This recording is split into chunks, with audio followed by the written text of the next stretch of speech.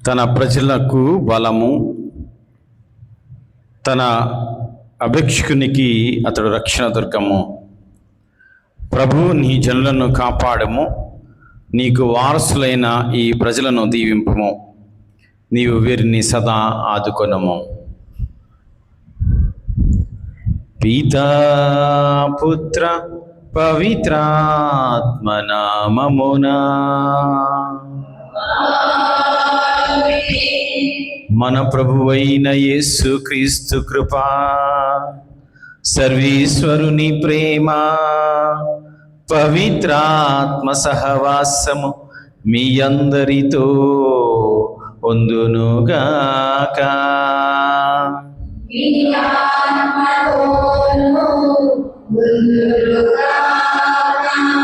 ప్రియా సహోదరి సహోదరులారా, ఈనాడు తల్లి త్రిసభ మనందరినీ కూడా దేవుని యందు నమ్మకము, విశ్వాసము ఉన్నాడలా మనలో ఉన్నటువంటి భయము అనేది కోల్పోతాము అని, ధైర్యాన్ని దేవుడు ప్రసాదిస్తాడని పలుకుతూ ఉన్నారు. ప్రతి ఒక్కరి జీవితంలో భయము అనేది మనిషి యొక్క ఆయుష్ను తగ్గిస్తూ ఉంటుంది. ధైర్యము మనిషిలో ఉన్నటువంటి విజయానికి చేకూర్చే శక్తిగా మారుతూ ఉంటుంది. ఈరోజు మనందరం ఇక్కడ చేరి ఉన్న మన జీవితంలో ఉన్నటువంటి భయాందోళనను పక్కన పెడదాం. ఎటువంటి భయము మనను వెంటాడుతుందో దానికి దేవుడు ధైర్యాన్ని ఇస్తా అంటున్నాడు, అభయాన్ని ఇస్తా అంటున్నాడు. కావున కళ్ళు మూసుకొని ఈ భయం వల్ల మనము దేవునికి విరుద్ధముగా పాపము చేసామో ఆలోచించి పరిశీలించుకుందాం.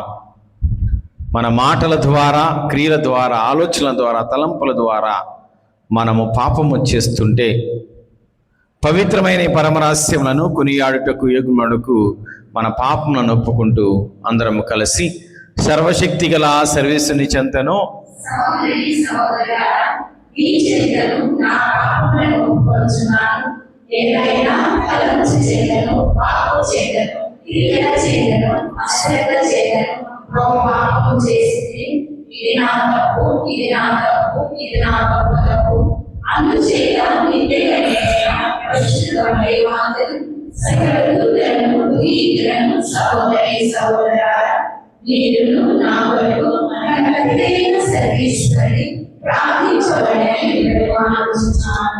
సర్వశక్తి గల సర్వేశ్వరుడు మనకు దయచూపి మన పాపములను మన్నించి మన నిత్యజీవమును చేర్చునుగాక. ప్రభువా దయచూపుము, క్రీస్తువా దయచూపుము, ప్రభువా దయచూపుము. ప్రార్థించుదాము. ఈ పవిత్ర దీవెల పూజలో మరి పూజలు సమర్పిస్తున్న కుటుంబాలను దేవునికి సమర్పిస్తూ మన హృదయంలో ఉన్నటువంటి విన్నపాలను దేవుని అంగీకరించి దీవించాలని ప్రార్థించుదాం.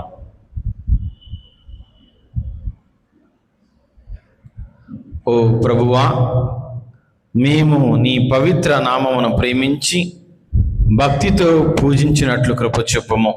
ఏలైనా నీ ప్రేమ యందు స్థిరపడిన వారికి నీ సంరక్షణను నీవు ఎన్నడూ నిరాకరింపవు.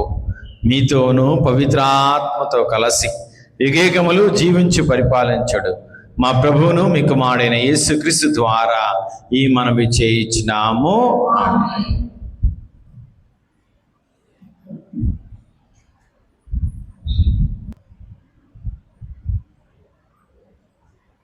ప్రభు పీడితులను దుష్టుల వారి నుండి రక్షించును. మొదటి పట్టణము ఇర్మియా గ్రంథము 20వ అధ్యాయము 10వ వచనం నుంచి 13వ వచనం వరకు.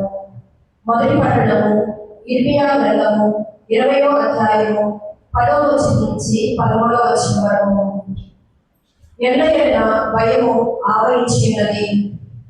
మనము ఇతని మీద అధికారులకు ఫిర్యాదు చేయము అని ఎల్లరూ గుసగుసలాడుకుంటానే వింటిని. నా స్నేహితులు కూడా నా పతనములకు ఆశ్చర్య ఉన్నారు. బహుశా ఇతడు మోసములకు కలుగును. అప్పుడు మనం ఇతనిని పట్టుకొని పగ తీర్చుకుందాము అనుకొనిచున్నారు. కానీ ప్రభు, బలాఢ్యుడును వీరుడమైన నీవు నా పక్షమున ఉన్నావు. నన్ను హింసించువారు ఓడిపోయి పడిపోవదును. విజయం సాధింపలేక శాశ్వత అవమానం తెచ్చుకొందురు. సర్వశక్తిమంతుడైన ప్రభు, నీవు నరులను న్యాయబుద్ధితో పరిశీలింతువు. వారి హృదయములను మనసును పరీక్షింతువు. నేను నా వ్యాజ్యమును నీకు అప్పగించితిని. కావున నీవు నా విరోధులకు ప్రతీకారం చేయగా నేను చూతును కాక. ప్రభువును కీర్తించి స్తుతింపుడు. అతడు పీడితులను దుష్టుల బారి నుండి విడిపించెను. ప్రభువును కీర్తించి స్తుతింపుడు. అతడు పీడితులను దుష్టుల బారి నుండి విడిపించెను. ఇది వేరే వారి వాకు. సర్వేశ్వరునికి వందనములు. మన పాపము వంటిది కాదు. 2వ పట్టణము. పునీత చిన్నపగారు రోమా పౌరులు రాసిన లేఖ 5వ అధ్యాయం 12వ వచనం నుంచి 15వ వచనం వరకు. పునీత చిన్నపగారు రోమా పౌరులకు రాసిన లేఖ 5వ అధ్యాయం 12వ వచనం నుంచి 15వ వచనం వరకు. కనుక ఒక మనుషుని ద్వారా పాపము ఈ లోకమున ప్రవేశించెను. పాపము ద్వారా మరణం వచ్చెను. దాని ఫలితముగా మానవ జాతి అందరికీ మరణం వ్యాపించెను. ఏదైనా మానవులందరూ పాపము పట్టుకొనిది. ధర్మశాస్త్రము వసలబడక పూర్వమే ఈ లోకమున పాపము ఉండెను. కానీ ధర్మశాస్త్రము లేకపోవడచే అది పాపముగా పరిగణింపబడలేదు. కానీ ఆదాము కాలం నుండి మోషే కాలం వరకు మరణము మానవులందరినీ పాలించెను. ఆదాము చేసిన అతిక్రమము వలన అతని వలె పాపము చేయని వారిపై సైతము మృత్యువు తన ప్రభావం చూపెను. రానున్న వారికి ఆదాము ఒక చిహ్నమాయను. కానీ దేవుని కృపావరము ఆదాము పాపము వంటిది కాదు. ఆ ఒక మానవుని పాపము చే చాలా మంది మరణించినంత నిజమే. కానీ దేవుని అనుగ్రహము అత్యధికము. యేసుక్రీస్తు ఆ ఒక మానవుని అనుగ్రహించడం ద్వారా దేవుడు తన కృపావరమును ఎంతో మందికి వసగెను. ఇది ఏదైనా వారి వాకు.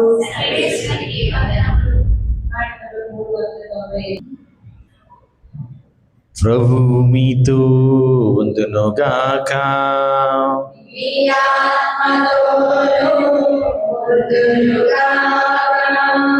పునీత మత్తయి వ్రాసిన పవిత్ర సువిశేషములోని భాగము.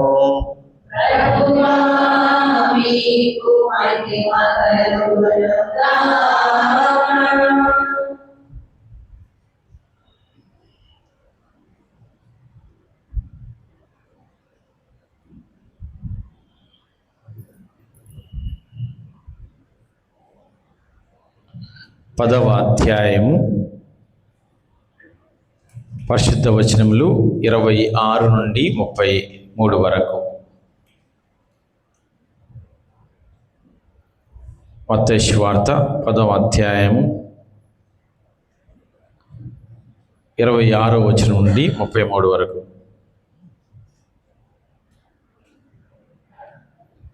యేసు శిష్యులతో ఇట్లనెను, కాబట్టి మనుషులకు భయపడకుడు. దాచబడినది ఏదియు బయలుపడకపోదు, రహస్యమేదియు బట్టబయలు కాకపోదు. చీకటిలో నేను మీకు బోధించు ఈ విషయములల్లా మీరు వెలుతులలో తిరిగి బోధింపుడు. రహస్యముగా మీరు విన్న సత్యమును బాహాటముగా ప్రకటింపుడు. శరీరమును మాత్రము నాశనము చేయగలిగి ఆత్మను నాశనము చేయలేని వారికి భయపడకూడదు. ఆత్మను శరీరమును కూడా నరక కూపమున నాశనము చేయగల వానికి భయపడుడు. ఒక కాసుతో మీరు 2 పిచ్చుకలను కొనగలుగుదురు, కానీ మీ తండ్రి సంకల్పం లేనిదే వానిలో ఏ ఒకటియు నేలకు ఒరగదు. ఇక మీ విషయమున మీ తల వెంట్రుకలన్నిటినీ లెక్కింపబడియే ఉన్నవి. కావున భయపడకుడు, పిచ్చుకల కంటే మీ విలువ మిక్కిలి హెచ్చు కదా. కనుక ప్రజల ఎదుట నన్ను అంగీకరించు ప్రతి వానిని పరలోకమందున్న నా తండ్రి సమక్షమున నేను అంగీకరింతును. అట్లు కాక ప్రజల ఎదుట నన్ను తిరస్కరించుచు ప్రతి వాణ్ణి పరలోకమందున్న నా తండ్రి సమక్షమున నేను తిరస్కరించుదను. ఇది క్రీస్తుని సువిశేషము.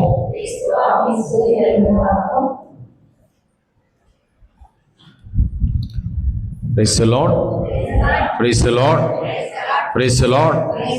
యేసువా వందనం, యేసువా స్తోత్రం, యేసువా ఆరాధన, యేసువా ఆరాధన, యేసువా మహిమ, యేసువా ఘనత, యేసువా ఘనత. నా రక్షకుడు ఆరాధన, నా రక్షకుడు ఆరాధన, పరమ వైద్యుడు ఆరాధన, పరమ వైద్యుడు ఆరాధన, మృత్యుంజయుడు ఆరాధన, మృత్యుంజయుడు ఆరాధన, నా కాపరి ఆరాధన, నా కాపరి ఆరాధన, దయగల తండ్రి ఆరాధన, కృప కలిగిన తండ్రి ఆరాధన. హల్లెలూయా, హల్లెలూయా, హల్లెలూయా.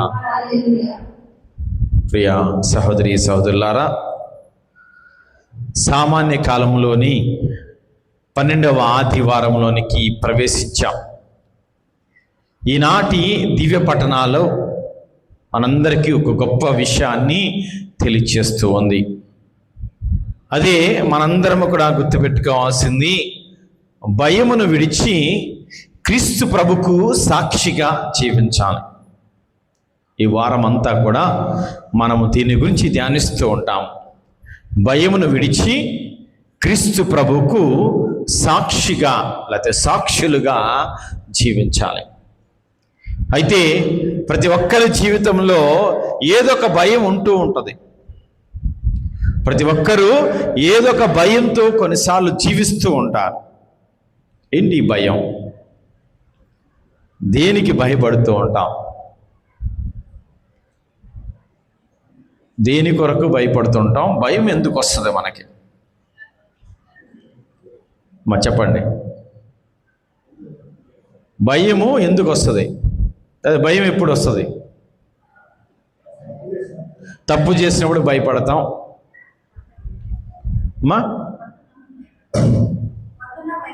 కొడుతున్నప్పుడు భయపడతాం, ఎగ్జామ్ టైంలో భయపడతాం, సమస్యలు వచ్చినప్పుడు భయపడతాం. ఇంకా భయంకరమైన కళలు వచ్చినప్పుడు భయపడుతూ ఉంటాం. ఇంకా ఎంతమందికి భయం వస్తుంది? భయం ఉంటుంది చెప్పండి. మానవులందరికీ భయం ఉంటుంది. భయం లేని వాళ్ళు ఎవరున్నారా? ఎవరు లేరు. మరి మనము అనేక విషయాల్లో భయపడుతూ ఉంటున్నాం. ఆరోగ్య విషయం కావచ్చు, లేకపోతే మీరు చెప్పినట్లుగా సమస్యలు కావచ్చు, పిల్లల ఎదుగుదల విషయం కావచ్చు, మరణం గురించి కావచ్చు, ఇలా ఏదో ఒక విషయంలో భయపడుతూ ఉంటాం. ఇలాంటి భయము మనము ఎప్పటి నుంచి మొదలు పెట్టామంటే, పుట్టిన దగ్గర నుంచి కూడా ఈ భయము మన వెంటే ఉంటుంది. ఒకసారి కుమారుడు తండ్రితో మార్కెట్కి వెళ్ళి తిరిగి వస్తూ ఉన్నాడంట. తిరిగి వస్తూ ఉండగా సాయంత్రం అయ్యేసరికి బాగా చీకటి పడింది. వారు పొలము గుండా వస్తున్నప్పుడు చీకటి పడేసరికి మొదటిసారిగా చీకటిని చూచి భయపడ్డాడు కుమారుడు.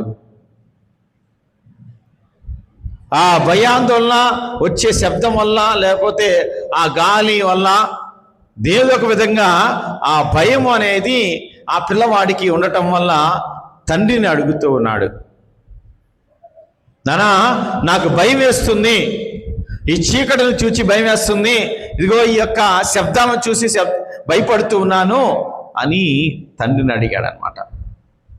ఇప్పుడు వెంటనే తండ్రి అన్నాడు, నా చేయి పట్టి నడువు అన్నాడు. చేయి పట్టుకొని నడుస్తున్న కొద్దీ ఇదిగో ఈ కుమారుడికి ఒక శక్తి వచ్చింది, ఒక ధైర్యం వచ్చింది, ఇదిగో ఒక ఆదరణ వచ్చింది. అందుకే భయము విడిచిపెట్టాడు.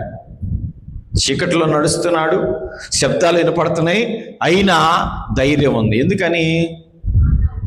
నాన్న చేయి పట్టుకున్నాడు కాబట్టి, ఆ స్పర్శ తెలుస్తుంది కాబట్టి, ఇదిగో దాని ప్రకారము భయము అనేది కోల్పోతూ ఉన్నాడు. యెషయా గ్రంథము 43వ అధ్యాయము 1వ వచనంలో చదివినట్లయితే,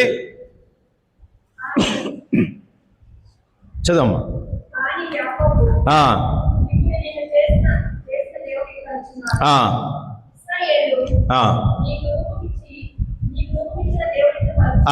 దిగో ఇశ్రాయేలు ప్రజలు, నీకు రూపం వచ్చిన దేవుడు ఇలా పలుకుతూ ఉన్నాడు, నీవు భయపడకము, నిన్ను విమోచించి తిని, నిన్ను పేరు పెట్టి పిలిచి తిని, ఇక నీవు నా వాడవు. Praise the Lord. Hallelujah, hallelujah, hallelujah. కాబట్టి దేవుడు నిన్ను నన్ను పేరు పెట్టి పిలుస్తున్నాడు, గొంతెత్తి పిలుస్తూ ఉన్నాడు. నువ్వు భయపడవలసిన అవసరం లేదు. దేవుడు నీకు తోడుగా ఉంటాడు, దేవుడు నిన్ను రక్షిస్తూ ఉంటాడు. కాబట్టి ఆ భయం నీలో ఉండకూడదు అని చెప్తూ ఉన్నాడు. అలాగే యెషయా గ్రంథము 41వ అధ్యాయము 10వ వచనం చదివినట్లయితే,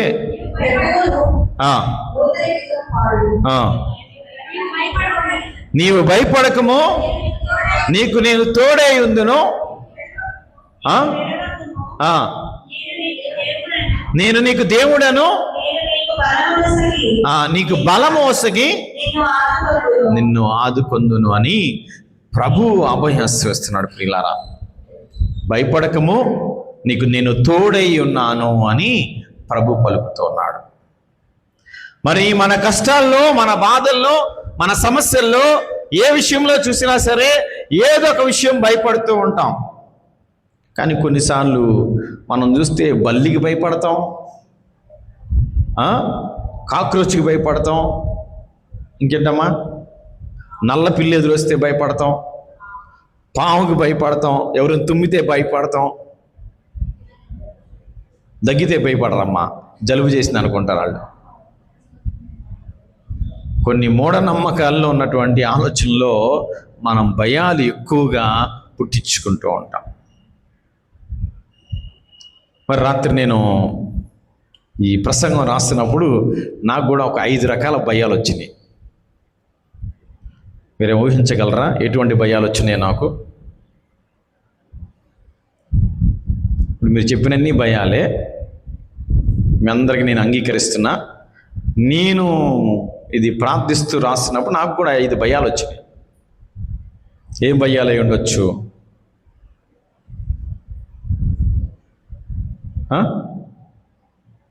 ఊహించండి. మీ ఊహకు అంత గొప్పవాడిని కాదు నేను. చూద్దాం ఏం చెప్తారో చూద్దాం.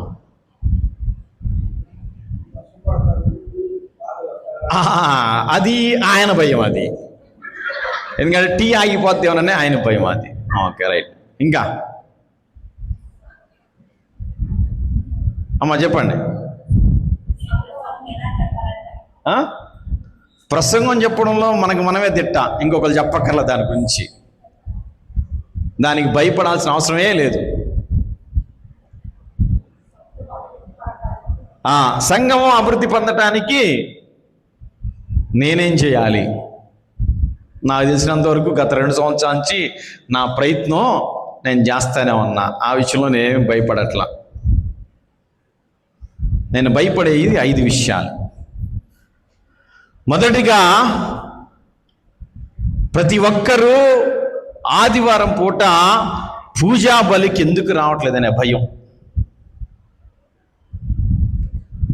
మనము దేవుని బిడ్డలమైన మనము ఎందుకు ఈ యొక్క పూజా బలి అనేది ఎందుకు ప్రాధాన్యత ఇవ్వలేకపోతున్నానే భయం నాలో ఎక్కువైపోయింది. రెండోదిగా వచ్చిన తర్వాత ఎందుకు ప్రజలు విశ్వాసముతో దివ్య సప్రసాదాన్ని పొందలేకపోతున్నారనే భయం. మరి పాప సంగీతం అనేది మర్చిపోయారనే భయం.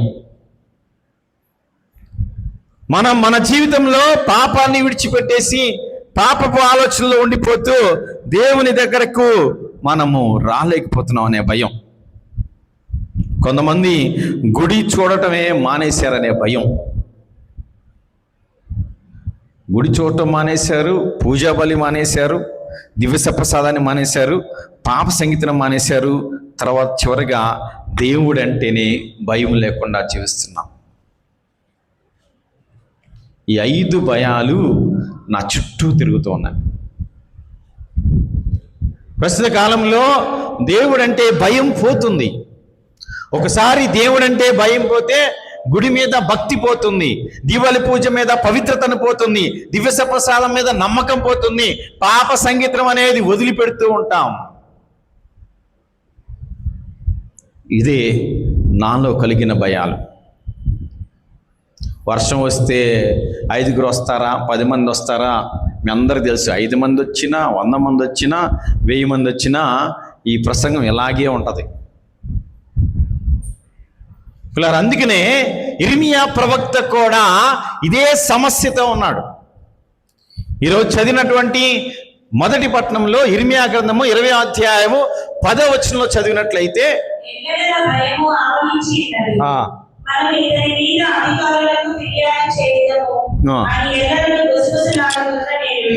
ఇర్మియా ప్రవక్తను దేవుడు పంపించాడు. దేవుని వాక్యాన్ని ప్రజలకు తెలియచేయటానికి, దేవుని సందేశాన్ని ప్రజలకు ఇవ్వటానికి ఇర్మియా ప్రవక్తను పంపించగా ప్రజలు ఇర్మియా ప్రవక్తకు హింసలు భరిస్తూ ఉన్నారు. హింసలు పెట్టాలని, బాధలు పెట్టాలని, చంపాలని పన్నాగం పడుతున్నారు. ఆయన దేవుని మాటలు తీసుకొచ్చినందుకు ఆయనకి తగినటువంటి ప్రతిఫలితం ఏంటంటే, ఇదిగో వారందరూ కూడా హింసించాలని, బాధ పెట్టాలని, ఆయన మాట ఎందుకు వినాలి అని, నిజంగా ఇది దేవుని మాటేనా అని రకరకాల ఆలోచనలో ఇర్మియా ప్రవక్త బాధలో ఉన్నాడు.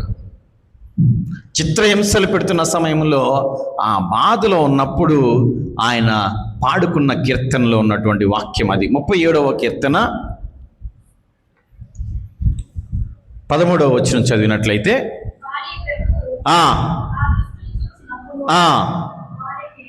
వానికి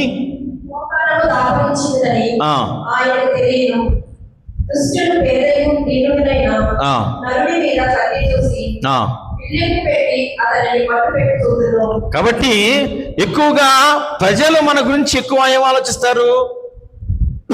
మంచి ఆలోచిస్తారా, చెడు ఆలోచిస్తారా? ఎక్కువగా చెడే. ఒక వ్యక్తిని మనం చూసినప్పుడు వారిలో మంచిని చూస్తూ మర్చిపోతున్నాం. అందుకనే చాలా సందర్భాల్లో మనము ప్రజల్ని ప్రేమించలేకపోతున్నాం, కుటుంబాన్ని ప్రేమించలేకపోతున్నాం, తల్లిదండ్రులను ప్రేమించలేకపోతున్నాం. ఇప్పుడు కొత్తగా ఒక కొత్త ట్రెండింగ్ ఏంటంటే, ఎక్కువగా ఇప్పుడు పెరుగుతున్నది ఏంటంటే, ప్రజల కన్నా జంతువులను, పెంపుడు జంతువులను ఎక్కువగా ప్రేమిస్తున్నాం. నేనేమంటానంటే, ప్రజలను ప్రేమించేవాడు మిగిలిన అన్నిటినీ ప్రేమిస్తాడు. ఎప్పుడైతే ఒక పెంపుడు జంతువులను ప్రేమించేవాడు మనుషుల్ని ప్రేమించలేడు, నా భావన. తప్పు రైట్ తెలియదు, కానీ నా ఆలోచన ఎప్పుడు కూడా ఇలా. ముందుగా మనకు మన తోటి వారిని ప్రేమించడం ఎప్పుడైతే మొదలు పెడతామో, ఎప్పుడైతే మనం ఆలకిస్తామో, ఎప్పుడైతే వారి బాధల్లో మనం ఉంటామో, వారి కొరకు ప్రార్థిస్తామో, ఖచ్చితంగా దేవుడు మనకు తోడుగా ఉంటాడు. అదే విషయము ఇర్మియా ప్రవక్త తన యొక్క ప్రార్థనగా మలుచుకొని చేస్తూ ఉన్నాడు. 12వ వచనంలో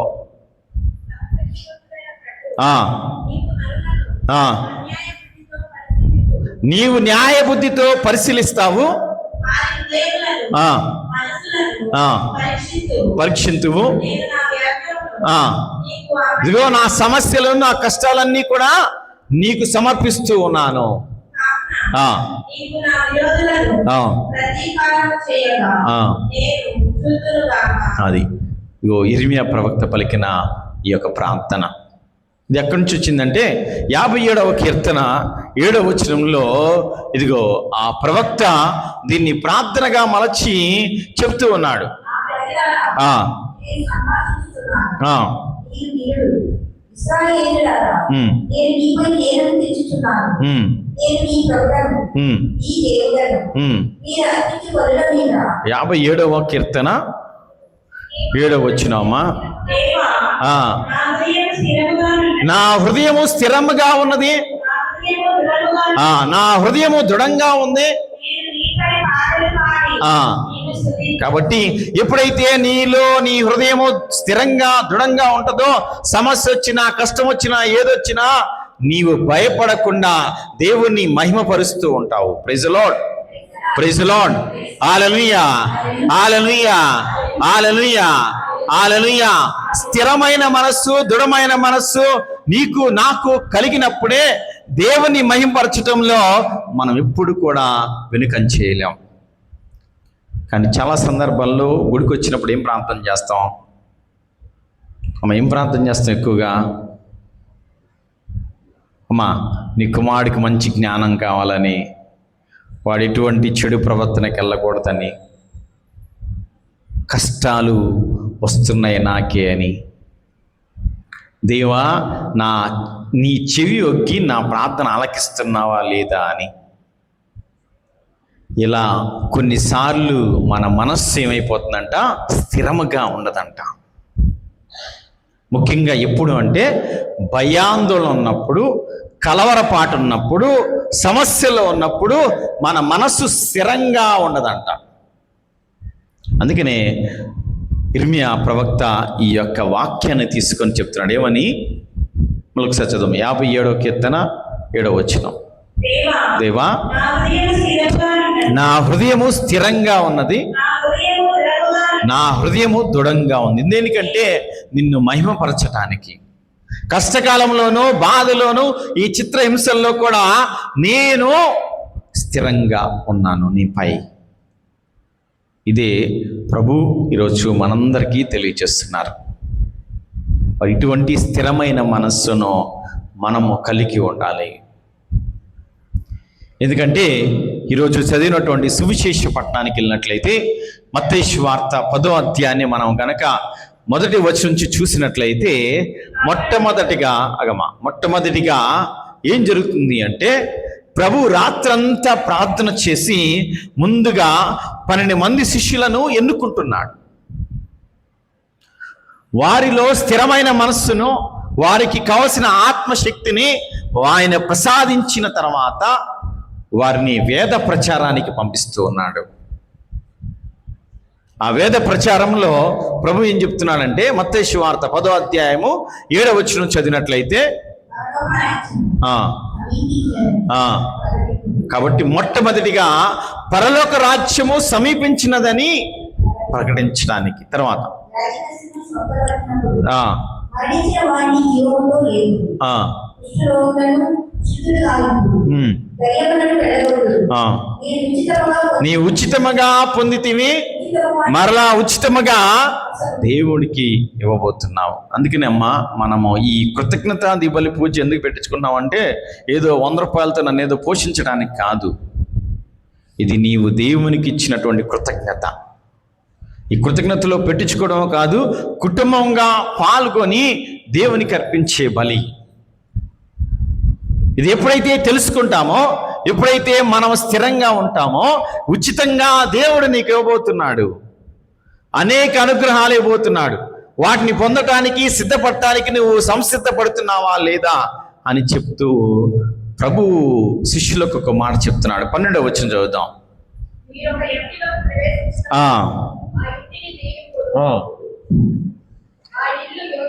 ఆ ఇల్లు యోగ్యమైనది అయినచో, కాబట్టి నీ కుటుంబము గురువు వచ్చినప్పుడు యోగ్యంగా ఉందా లేదా? ఈ మాట చాలా స్పష్టంగా గుర్తుపెట్టుకోండి. చాలా సందర్భాల్లో ఒక అభిషక్తులు వచ్చినప్పుడు ఆ కుటుంబము యోగ్యత కలిగి ఉన్నదా లేదా? అందుకనే పవిత్ర పూజా బలులు అంటున్నాము.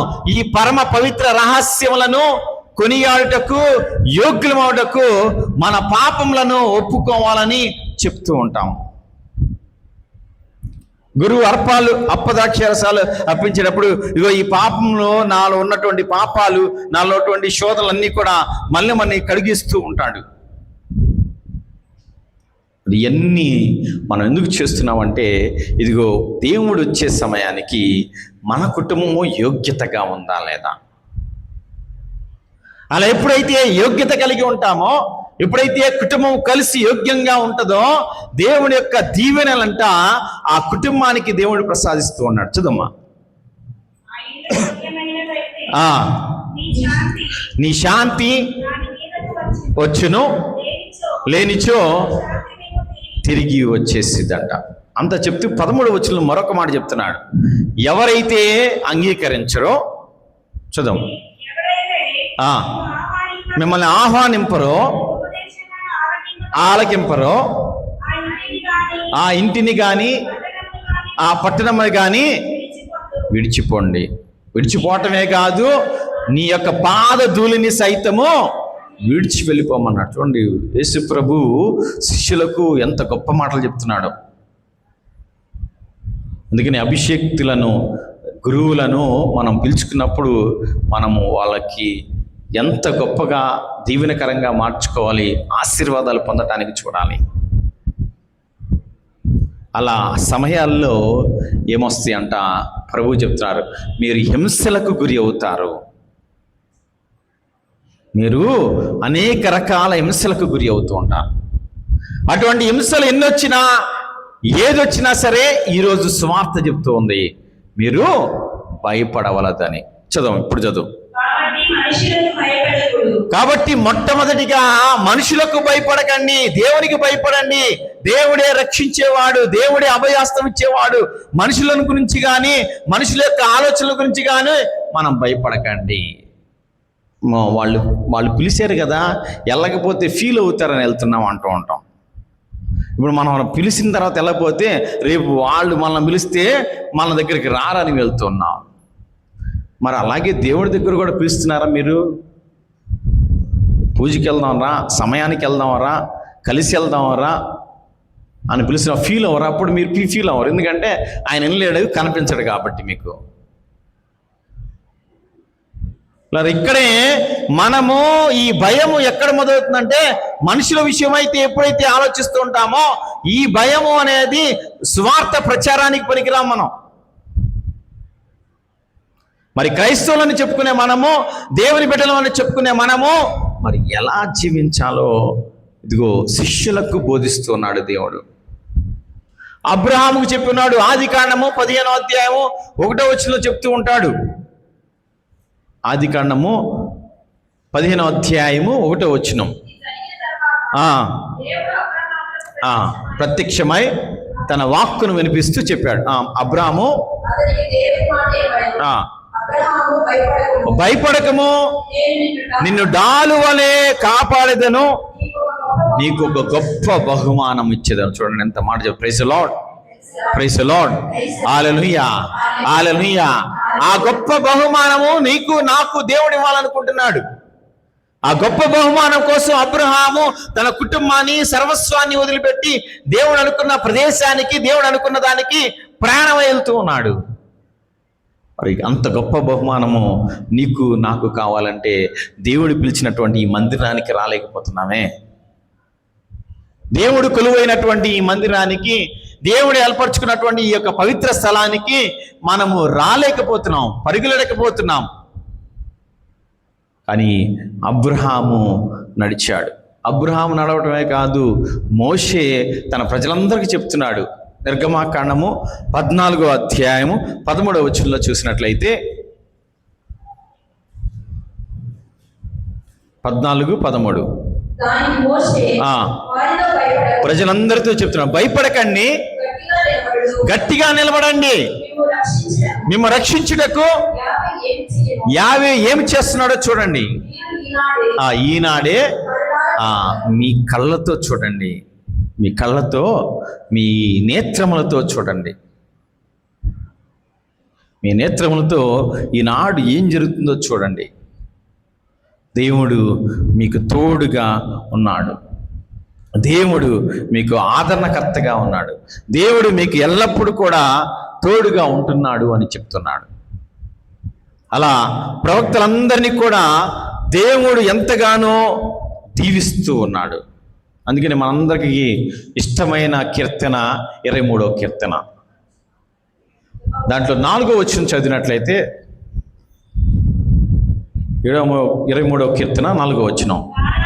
గాఢాంధకారపు లోయలలోను పయనించినప్పుడు నీవు ఎట్టి అపాయమునకు లోను కాకుండా నేను చూసుకుంటాను. చాలా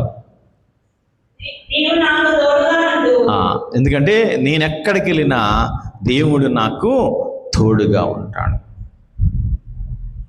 మరి ఈ సమయంలో మనందరం గుర్తుపెట్టినట్లయితే నూతన నిబంధనలో కూడా యేసేపు మన జోజప్ప గారికి కూడా ఇదే సమస్య. మత్తయి సువార్త 1వ అధ్యాయము 20వ వచనంలో చదివినట్లయితే యేసేపు కనిపించి యేసేపు నీ భార్య అయిన మరియమ్మను స్వీకరించుటకు భయపడకము.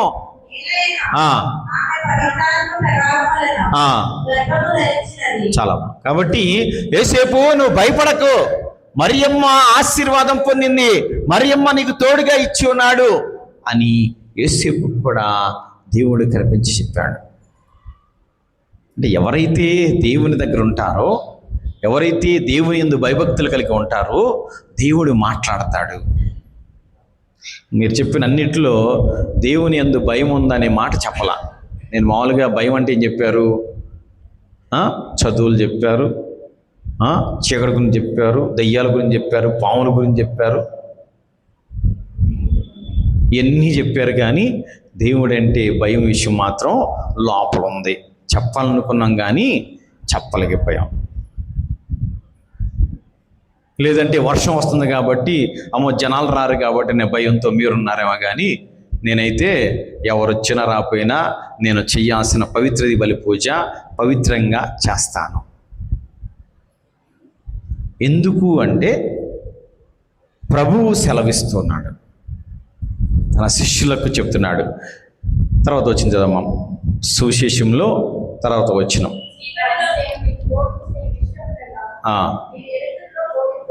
తర్వాత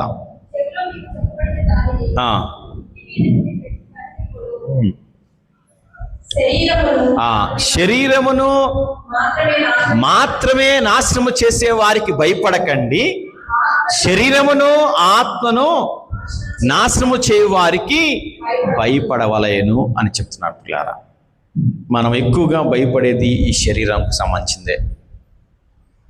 అమ్మో వాళ్ళేమనుకుంటారో, వీళ్ళేమనుకుంటారో, అమ్మో తర్వాత నుంచి ఇంకా వాళ్ళతో మాకు మాటలు ఉండవులో, ఇంకా వాళ్ళకి మాకు మధ్య ఇక సంబంధం ఉండదని మనము ఈ శరీరానికి సంబంధించిన వ్యక్తుల విషయమే ఎక్కువగా భయపడుతున్నాం. మరి ఆత్మను రక్షించే దేవునికి, ఆత్మను కూడా నాశనం చేయగలిగిన దేవునికి మనం ఎంతవరకు భయపడుతున్నామో ప్రభువు పలుకుతున్నాడు. చదువు.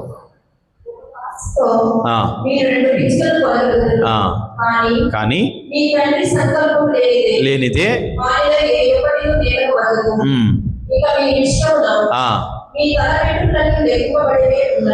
రోజు దూకున్నప్పుడు ఎన్ని ఎంటుకలు పోతా ఉంటాయి?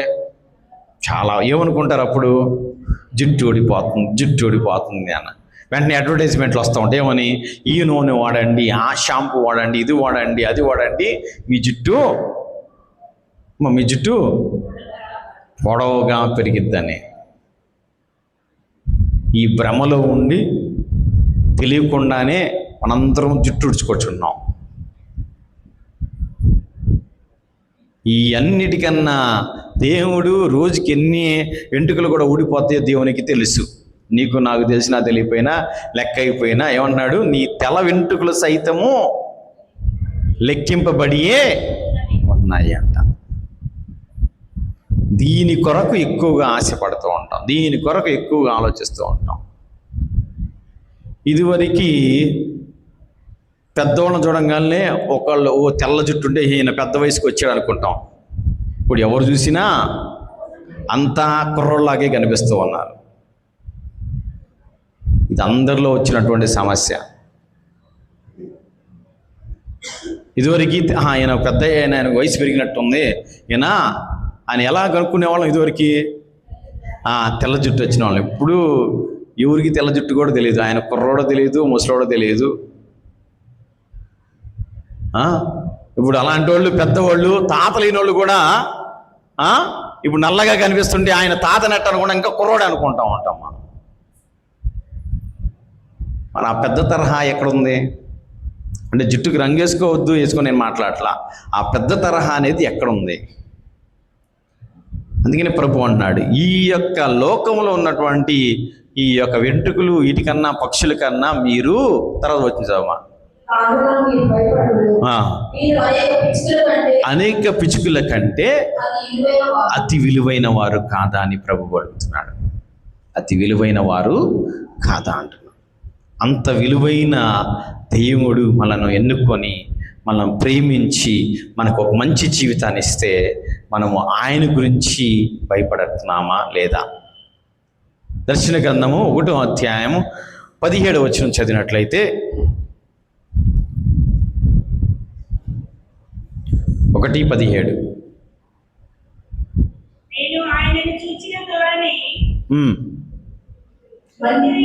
దర్శన గ్రంథము 1వ అధ్యాయము 17వ వచనం.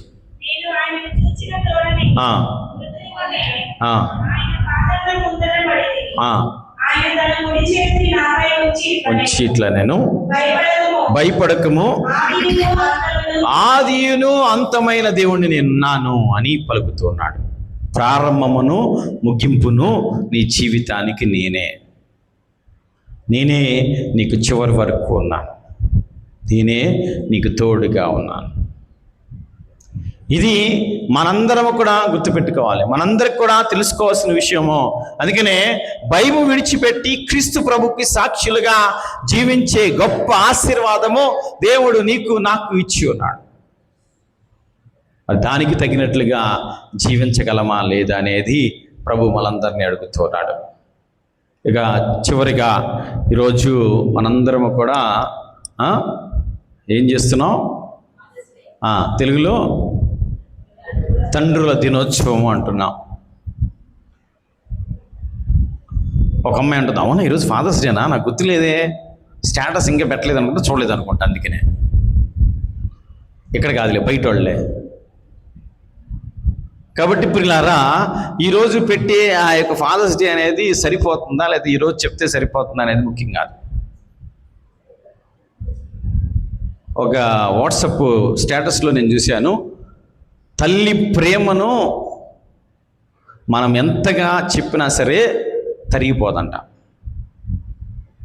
తర్వాత కింద పెట్టాడు ఏమని, ఎన్ని సినిమాలు చూసి ఎంతమంది హీరోలు ఉన్నా సరే నాన్నకు సాటి రాడంట. మరి ఆ మాట విన్నప్పుడు నిజంగా మనకు తెలియకుండానే తండ్రులు ఎన్నో గొప్ప పనులు చేస్తూ ఉంటారు. కనిపించకుండా చేసే పనులు కూడా అన్నీ కూడా తండ్రి చేస్తూ ఉంటారు. మరి అటువంటి విధంగా దేవుడు మనకొక కుటుంబాన్ని ఇచ్చి, మనకొక తండ్రినిచ్చి, వారి ద్వారా మన ఎదుగుదలలో మనకు ఎంతగానో తోడ్పడిన తండ్రులందరినీ జ్ఞాపకం చేసుకుంటూ ఉన్నాం. ఇలా జ్ఞాపకం చేసుకున్నప్పుడు అనిపించింది, మరి మాకు ఫాదర్స్ డే అని ఎందుకు చెప్తారు మీరు?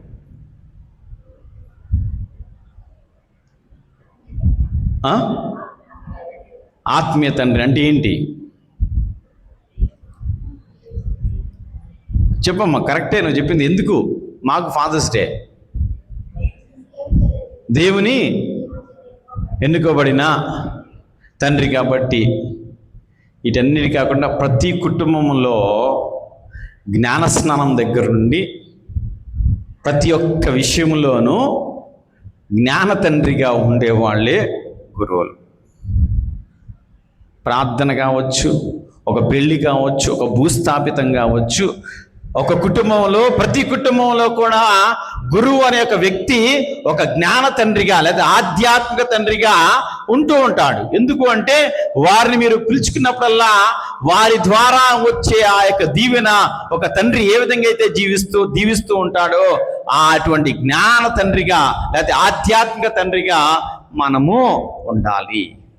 ఒక గురువుగా, ఒక తండ్రిగా ఏ విధంగా అయితే కుటుంబంలో ఉన్నటువంటి బిడ్డలకు కానీ, భార్యకు కానీ, లేదా కుటుంబం మొత్తానికి ఏ విధంగా బాధ్యత వహిస్తూ ఉంటారో, మరొక విచారణకర్తగా కావచ్చు, ఒక గురువుగా ఆధ్యాత్మికంగా నడిపించే శక్తి దేవుడు గురువులకు ఇచ్చారు. కాబట్టి వారిని కూడా మనందరం కూడా జ్ఞాపకం చేసుకుంటూ ఉంటాం. కాబట్టి ఈ విధంగా దేవుడు ఈరోజు మనందరినీ దీవించి ఆశీర్వదించాలని ప్రార్థించుదాం. పితా, పుత్ర, పవిత్ర ఆత్మ నామమున ఆమేన్. దయచేసి నిలబడి మనకు విశ్వాసాన్ని ప్రకటించుదాం. పరలోకమును భూలోకమును సృష్టించి సహోదరి సహోదరులారా, నేను మీరు అర్పించిన ఈ బలి సర్వశక్తి గల పితైన సర్వేశ్వరునికి అంగీకారం అట్లు ప్రార్థింపము.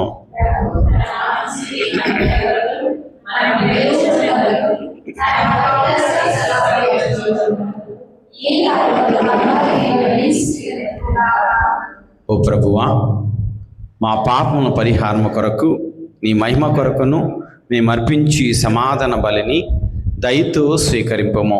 ఈ బలి ఫలితముగా మేము హృదయ శుద్ధి పొంది ఎల్లప్పుడూ మీ సేవలో ఆసక్తి కలిగినట్లు మీ కృపను మాకు ప్రసాదింపము. మా ప్రభు అయిన క్రీస్తు ద్వారా ఈ మనవి చేయుచున్నాము. ప్రభువు మీతో ఉందునుగాక.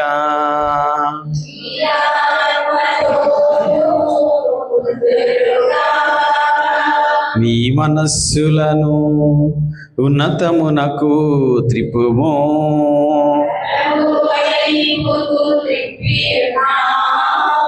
మన దేవుడైన ప్రభువునకు కృతజ్ఞత తెలుపుదము.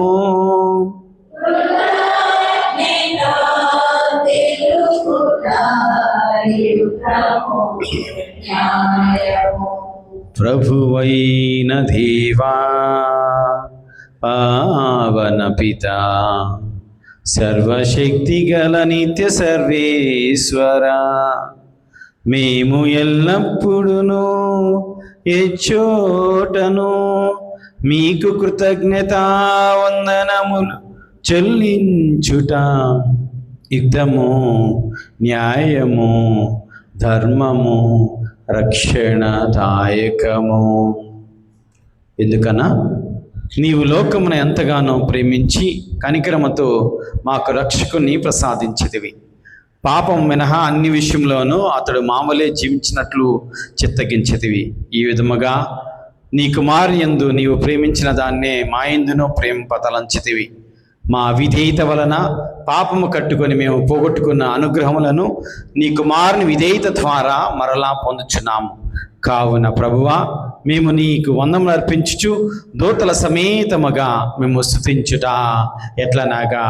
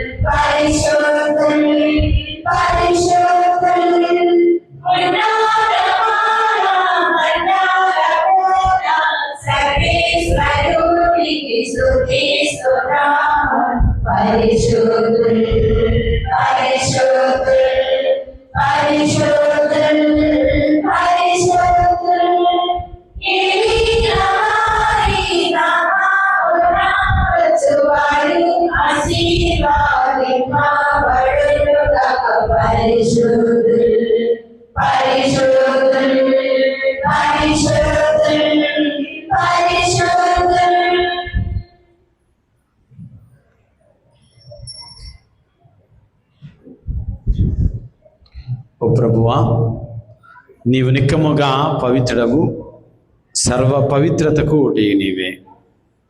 కనుక నీ పవిత్ర ఆత్మ ద్వారా ఈ కానుకలను పరిశుద్ధపరచ బ్రతిమాలుకొనుచున్నాము. ఈ ఉదయం మా కొరకు మా ప్రభుని యేసుక్రీస్తు శరీర రక్తములు అగునుగాక.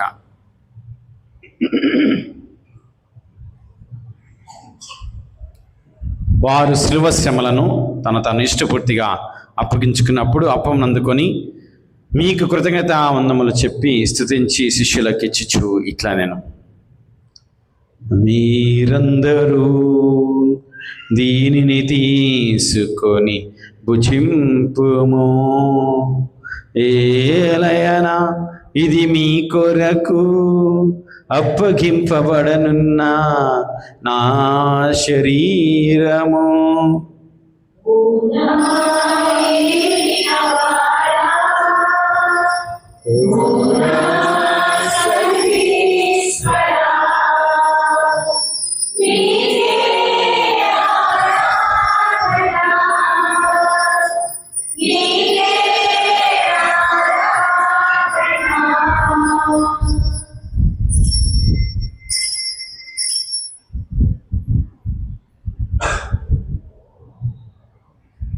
ఆ విధమునే భోజనానంతరము పాత్రమును అందుకొని మరలా కృతజ్ఞతా వందనములు చెప్పి స్తుతించి శిష్యులకు ఇచ్చిచు ఇట్లా నేను, మీరందరూ దీనిని తీసుకొని దీని నుండి పానము చేయము, ఏలయనా ఇది నూతన నిత్య నిబంధన యొక్క నా రక్తపు పాత్రము, ఇది మీ కొరకును ప్రజలందరి కొరకును పాప పరిహారమునకై దారబోయబడును.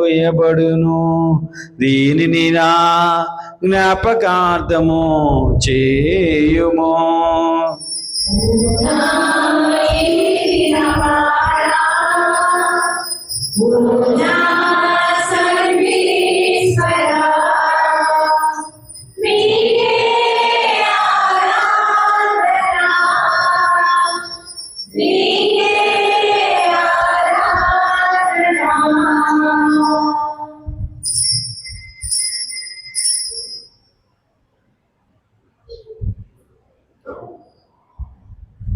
ఇది విశ్వాస రహస్యము.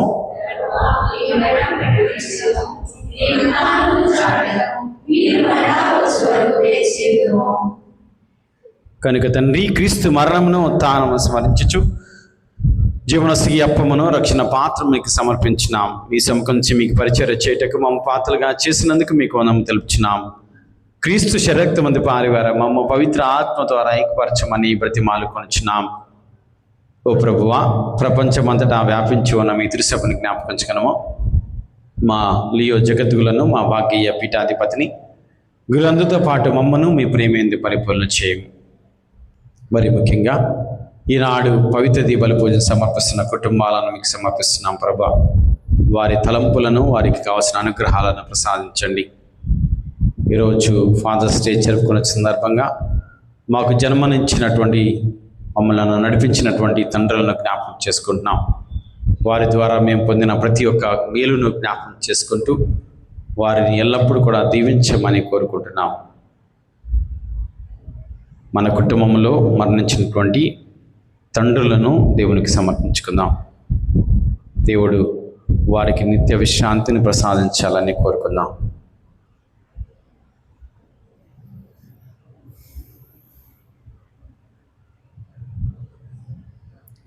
ఉత్థానము నమ్మికతో చనిపోయిన మా సహోదరి సహోదరులను మీ కనికరమందు చనిపోయిన వారందరినీ జ్ఞాపకించుకున్నాం.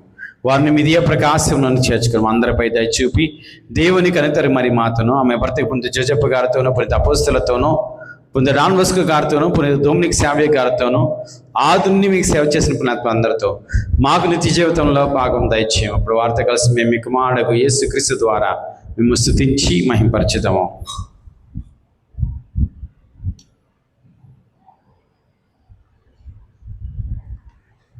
క్రీస్తు ద్వారా, క్రీస్తుతో, క్రీస్తునందు సర్వశక్తి గల పితయైన సర్వేశ్వరా, పవిత్రాత్మతో ఏకమయ్యుండు మీకు యుగ యుగములు గౌరవ మహిమలు కలుగునుగాక.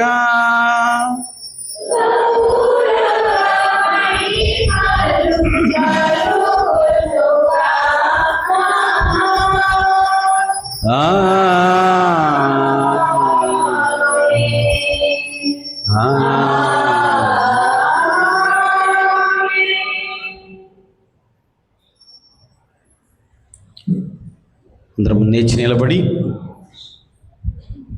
పరలోక తండ్రి అని ఎలా పిలుస్తున్నామో మరి ఈ సమయంలో మన తండ్రులను కూడా జ్ఞాపకం చేసుకుంటూ, దేవుని యొక్క స్థానము తండ్రిగా వారందరూ పొంది ఉన్నారు కావున దేవుడు వారికి కావాల్సిన ఆయురారోగ్యం దయచేయాలని, వారి ద్వారా మన కుటుంబాలు రక్షించబడాలని ప్రత్యేకంగా ప్రార్థించుదాం. పరలోకమందున మా తండ్రి,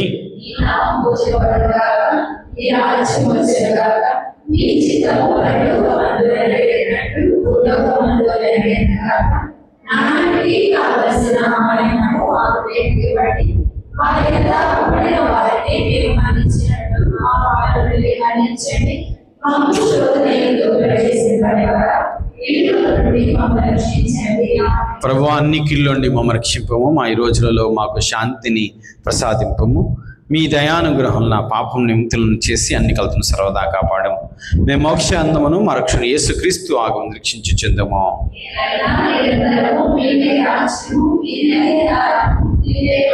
శాంతిని మీకు ఇచ్చినాను, నా శాంతిని మీకు వస్తున్నాను అని మీ అపోస్తులతో వచించిన ప్రభు యేసు, మా పాపం లెక్కింపగా మీ తిరుసభ విశ్వాసం వీక్షింపము. మీ చిత్త ప్రకారం మీ సభకు శాంతిని ఐక్యమును అనుగ్రహింపము. యుగేగములు జీవించి పరిపాలించి ప్రభువా. ప్రభుని శాంతి సమాధానం ఎల్లప్పుడూ మీ అందరితో ఉందని గాక. ఒకరికొకరు సమాధానము తెలుపుకుందాము.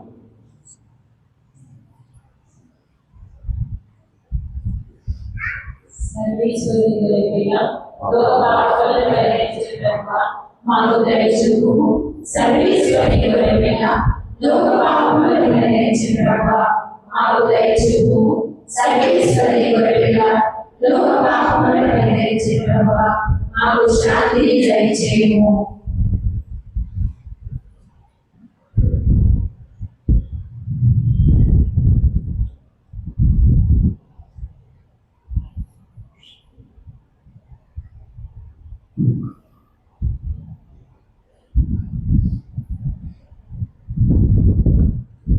ఇదిగో సర్వేశ్వరుని గొర్రెపిల్ల, ఇదిగో లోక పాపములను భరించు ప్రభు గొర్రెపిల్ల విందుకు పిలువబడి మనందరము ధన్యులము.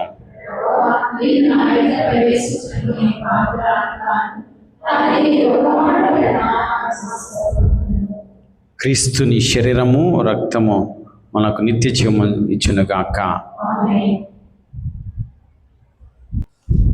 మరి ఈరోజు తండ్రులందరినీ కూడా ఈ పీఠం చుట్టూ రమ్మంటున్నాను. వాళ్ళ కొరకు ప్రార్థన చేద్దాం. పీఠానికి అటు ఇటు ఉండండి, మధ్యలో కెమెరా కాకుండా. ఎవరైతే తండ్రిగా ఉన్నారో, ఎవరైతే తండ్రి అనుకుంటున్నారో పీఠానికి ఇటు ఇటు కొద్ది పైకి ఎక్కండి, ఇటు కనిపించేట్టుగా. ఇటు కూడా రండి, కొంతమంది దగ్గర రండి, కెమెరాలో పడతారు మీరు కూడా. ఇటు కూడా రండి, కొంతమంది ఇటు రండి. ఎదురుకు వదిలేసి ఈ సైడ్ ఉంచాడు.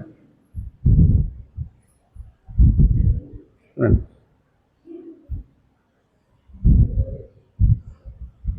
దగ్గర రండి కొద్దిగా. రైట్.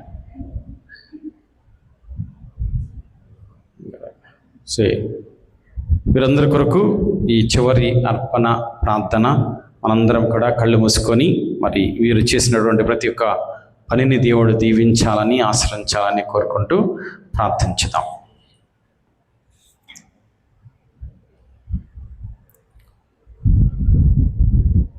ఓ ప్రభువా, పవిత్రమైన నీ శరీర రక్తములతో మమ్మ పోషించి నీ దివ్య జీవముతో మమ్మ నింపి నూతనీకరించున్నావు. మేము సడలిన భక్తితో కొనియాడి ఈ బలిలో స్వీకరించు పరమ ప్రసాదము మాకు నిత్య రక్షణ సాధనగా రూపొందించినట్లు కృప చూడము. మరి ముఖ్యంగా ఇక్కడ చేరిన తండ్రులను మీకు సమర్పిస్తున్నాము. వారి కుటుంబ జీవితంలోనూ, వ్యక్తిగత జీవితంలోనూ, మరి సంఘ జీవితంలోనూ, వారి ఆధ్యాత్మిక జీవితంలోనూ వీరికి మీరే తోడుగా ఉండమని, వీరి ద్వారా వీరి యొక్క కుటుంబము ఆధ్యాత్మికంగా ఎదుగుదలే శక్తిని, బలాన్ని దేవుడు దయచేయాలని, వారికి కావలసిన ఆయురారోగ్యం దయచేయమని, కుటుంబంలో శాంతి సమాధానం దయచేయమని, ముఖ్యంగా ఆర్థికంగా బలపరచమని ఈ మనవులన్నీ మా ప్రభు యేసుక్రీస్తు ద్వారా వేడుకుంటున్నాము తండ్రి. ఆమేన్.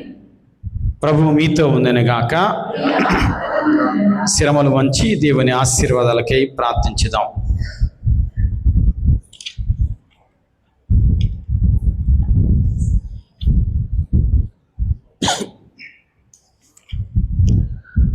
సకల ఊరటకు నిలమైన సర్వేశ్వరుడు మేము మెండుగా ఆశీర్వదించి మీ జీవిత కాలము తన శాంతితో నింపునుగాక.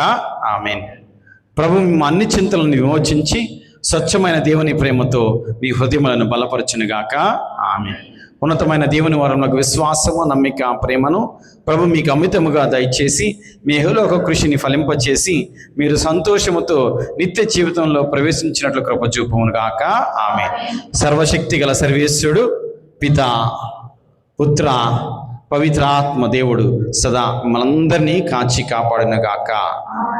పూజ సమాప్తమైనది. దేవుని ప్రేమలో, సేవలో జీవించండి. సర్వేశ్వరునికి వందనములు.